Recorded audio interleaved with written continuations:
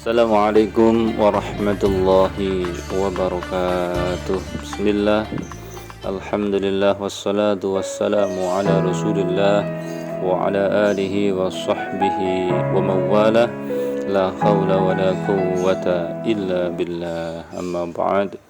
Masyiral muslimin rahimakumullah. Anak-anakku sekalian yang mudah-mudahan selalu dalam lindungan Allah Subhanahu wa taala, sehat zahir, sehat batin, rajin ibadahnya, tambah imannya, tambah takwanya, tambah tawadhu'nya. Mudah-mudahan selalu dalam lindungan Allah Subhanahu wa taala. Alhamdulillah, pada kesempatan ini mari sebelum kita belajar tentang puasa, mari kita berdoa dulu. Mudah-mudahan kita diberikan keberkahan oleh Allah Subhanahu wa taala. Allahumma barik lana fi Rajab wa Sya'bana wa ballighna Ramadana waghfir lana dhunubana wa sallimna min korona وسلمنا من كورونا اللهم بارك لنا في رجب وشعبان وبلغنا رمضان واغفر لنا ذنوبنا وسلمنا من كورونا وسلمنا من كورونا اللهم بارك لنا في رجب وشعبان وبلغنا رمضان واغفر لنا ذنوبنا وسلمنا من كورونا وسلمنا من كورونا amin ya rabbal alamin. Alhamdulillah, mudah-mudahan kita semua diberikan keberkahan di bulan Rajab, diberi keberkahan di bulan Sya'ban, dan diberikan umur panjang sehingga kita sampai diberikan umur panjang sampai menjumpai bulan suci Ramadan. Amin ya rabbal alamin.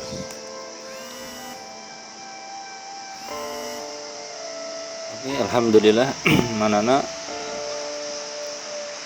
kaum muslimin rahimakumullah, mari kita sama-sama belajar tentang puasa dalam rangka menyambut kedatangan bulan penuh berkah, bulan Ramadan, dengan harapan mudah-mudahan Ramadan tahun ini merupakan Ramadan yang lebih istimewa, Ramadan yang lebih baik dari Ramadan kita tahun lalu. Amin ya rabbal alamin.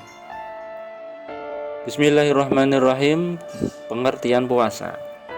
Puasa dalam bahasa Arab shaum, yang artinya adalah menahan atau meninggalkan sesuatu. Menurut bahasa, menurut syarak, puasa adalah menahan diri dari makan dan minum dan segala hal yang membatalkannya, mulai terbit fajar hingga terbenamnya matahari. Kemudian apa sih tujuan puasa? Tujuan puasa tak lain adalah agar menjadi orang-orang yang bertakwa, seperti yang dijelaskan oleh Allah dalam Al-Quran surat Al-Baqarah 183. Bismillahirrahmanirrahim. Ya ayyuhalladzina amanu kutiba alaikumussyam kama kutiba alal ladzina min qablikum la'allakum tattaqun.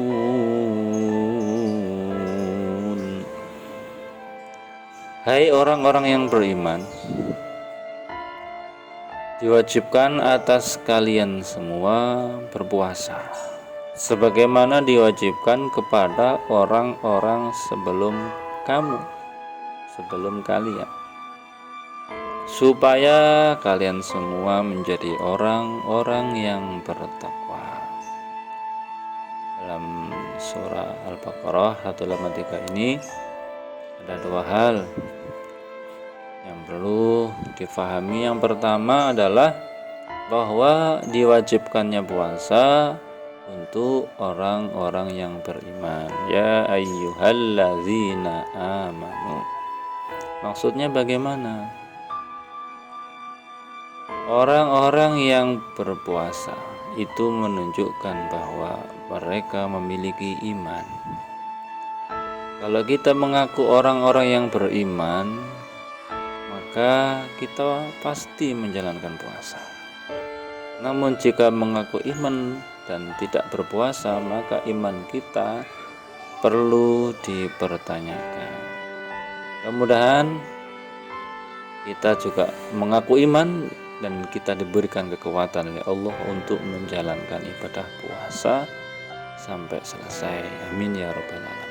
Yang kedua, puasa itu bukan hanya diwajibkan di zaman sekarang, namun di zaman orang-orang dahulu juga ada puasa. Maka apa yang kita lakukan juga dilakukan oleh orang-orang di zaman dahulu. Kemudian apa sih keistimewaan bulan suci Ramadan? Yang pertama, keistimewaannya adalah di situ, di bulan itu adalah turun banyak berkah. Apa? Yang pertama, turun Al-Quran. Al-Quran itu adalah sebuah keberkahan yang sangat agung. Yang kedua, ada puasa sebulan penuh, ada taraweh di malam harinya, itu keberkahan. Yang ketiga, pahalanya dilipat gandakan oleh Allah Subhanahu wa ta'ala. Ibadah sunnah sama dengan wajib pahalanya. Ibadah wajib dilipat gandakan 10 sampai 70 kali. Apalagi ibadah di malam Lailatul Qadar, satu malam nilainya seperti 1000 bulan. Kemudian yang kedua, keistimewaannya adalah di bulan Ramadan doa kita diterima oleh Allah Subhanahu wa ta'ala. Mudah-mudahan kita besok di saat berpuasa diberikan beberapa keistimewaan tersebut oleh Allah Subhanahu wa ta'ala. Kemudian masyiral muslimin, anak-anakku sekalian, hati-hati di saat kita berpuasa besok, perlu hati-hati. Apa? Rasulullah bersabda, kam min shaimin laisa lahu min siyamihi illal ju' wal atas. Banyak orang yang berpuasa namun tidak dapat apa-apa dari puasanya, atau tidak dapat pahala dari Allah, hanya mendapatkan lapar dan dahaga.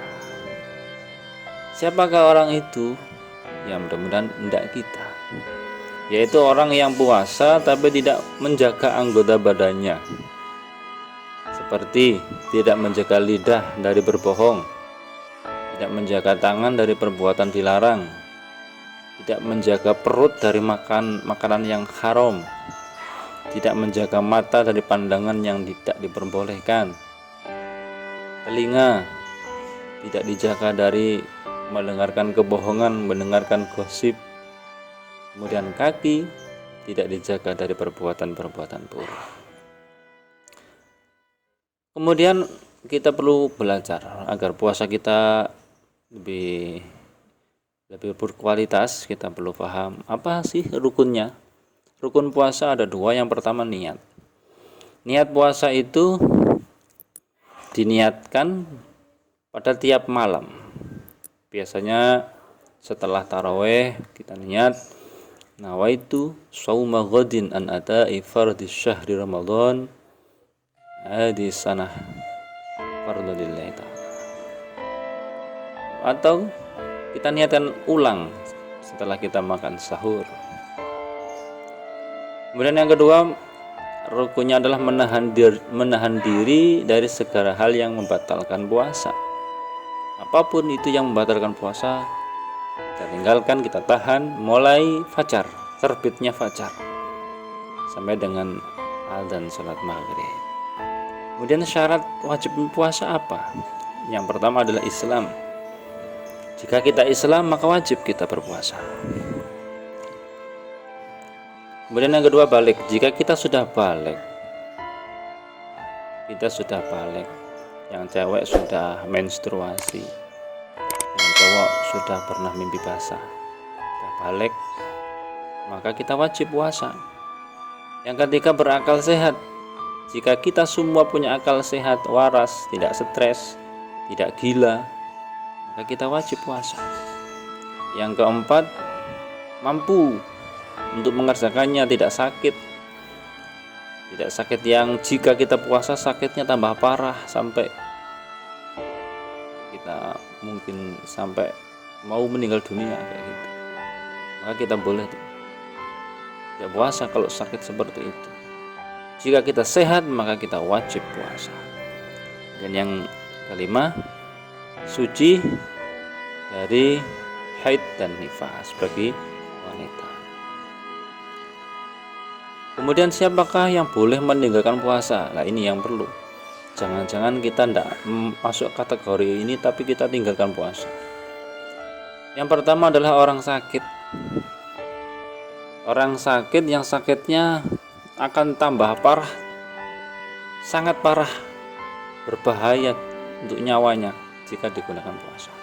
Tapi kalau hanya sakit biasa, sakit panas, sakit flu, sakit batuk, apalagi sakit panu, tidak puasa, tidak boleh.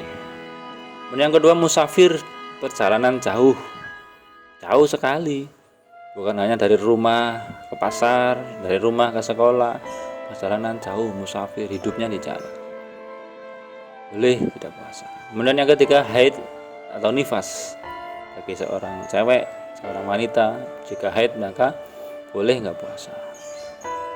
Kemudian yang keempat, hamil atau menyusui. Jika di saat hamil digunakan puasa membahayakan. Di saat menyusui gunakan puasa membahayakan. Kemudian yang kelima, orang yang sudah lemah, sudah tua, sudah lansia, lanjut usia, itu boleh tidak puasa. Kemudian yang paling penting juga, apa saja sih yang membatalkan puasa? Yang pertama, makan, minum jelas, walaupun setetes air minumnya, walaupun cuma sebiji, dengan sengaja, kecuali lupa, nggak sengaja. Kemudian yang kedua ada, ini bagi suami istri, ya, berhubungan suami istri di siang hari. Kemudian yang ketiga, muntah sengaja dimasukkan, tangannya dimasukkan, barang dimasukkan ke mulut terus muntah, puasanya batal. Yang keempat, berniat membatalkan puasa walau tak makan dan minum. Saya nanti tak batalkan puasa saya, cuma niat, itu tidak boleh. Kemudian gila, tiba-tiba stres, ya, tiba-tiba hilang ingatan. Nah, ini batal. Kemudian yang keenam, murtad, keluar dari Islam, tiba-tiba mengucapkan kata-kata yang di situ kata-kata mengandung kata-kata yang bisa keluar dari Islam. Kemudian yang ketujuh, mengeluarkan sperma dengan sengaja. Kalau laki-laki ya, biasanya onani dan lain sebagainya. Kemudian yang kedelapan adalah haid atau nifas. Kemudian yang terakhir, anak sekalian, yang perlu kita tahu dan untuk motivasi ini hikmah puasa. Yang pertama adalah merasakan lapar sehingga ada rasa empati, sehingga punya rasa empati kepada orang fakir, orang miskin, sehingga di situ ada niat, ada rasa ingin membantu orang-orang yang tak punya, orang-orang yang miskin, orang yang fakir. Oh begini rasanya orang yang nggak bisa makan. Oh begini orang yang sehari-harinya makannya nggak terpenuhi. Itu bisa merasakan seperti itu.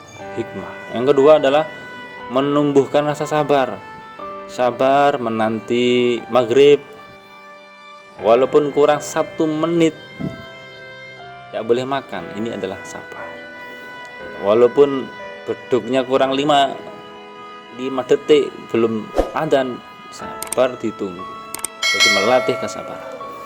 Yang ketiga, berlatih mengendalikan nafsu, lisan dijaga, perut dijaga, apalagi bawahnya perut dijaga, syahwat. Saat Ramadan kita dilatih untuk menjaga nafsu kita. Yang keempat adalah mendidik diri agar amanah atau tanggung jawab. Kita amanah tanggung jawab, kita jaga, nggak makan pagi sampai sore tetap kita jaga, sampai maghrib tetap dijaga, seperti menjaga amanah ya. Maka kalau kita sukses, maka kita mampu jadi orang yang amanah, insyaallah. Yang keenam, mengistirahatkan pencernaan. Ini kesehatan.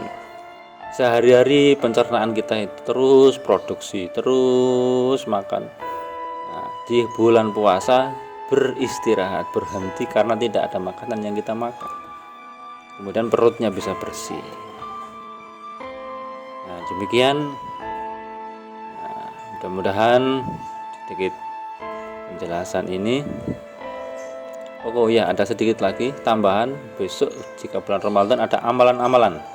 Yang pertama adalah sholat tarawih di malam harinya, kemudian memperbanyak bacaan Al-Quran kita dan memperdalam ilmu agama, kemudian berbanyak zikir, terutama di 10 terakhir agar kita mendapat Lailatul Qadar. Kemudian memperbanyak sedekah di bulan Ramadan, tentunya banyak sekali faedah dan pahalanya sedekah. Kemudian membayar zakat fitrah. Demikian, mudah-mudahan bermanfaat. Walafu minkum dinas siratal mustaqim.